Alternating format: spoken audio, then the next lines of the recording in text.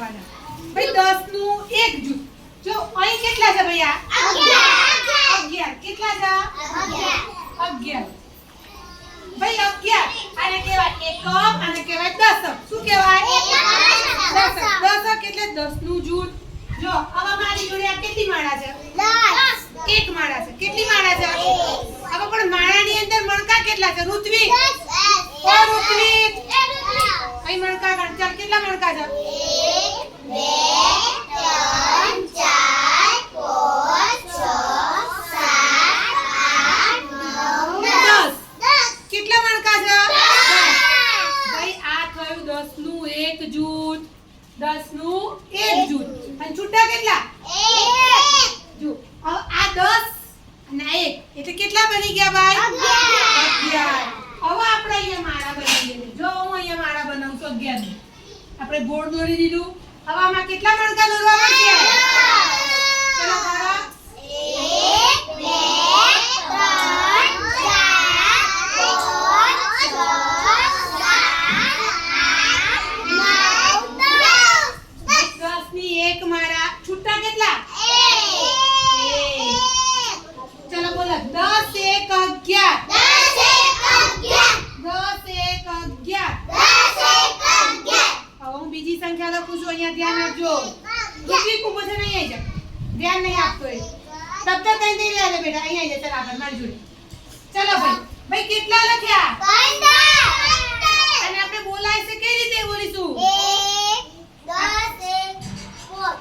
કઈ રીતે બોલીશું 10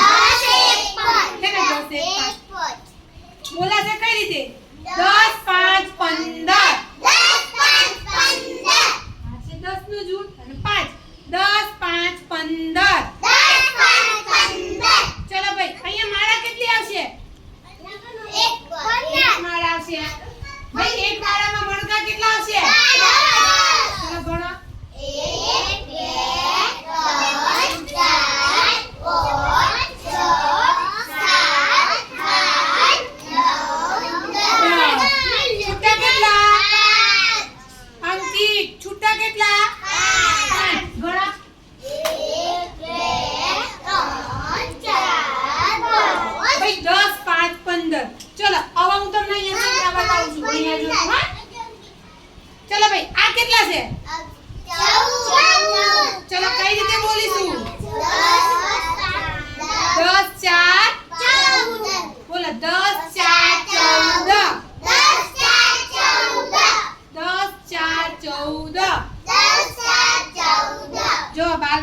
1 થી 10 શીખી ગયા હતા આપણે કીધું ને 1 થી 10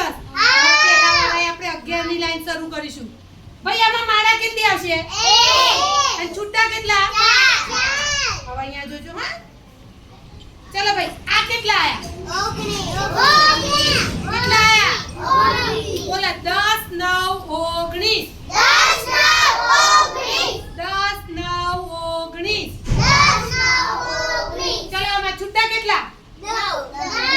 છૂટા કેટલા 9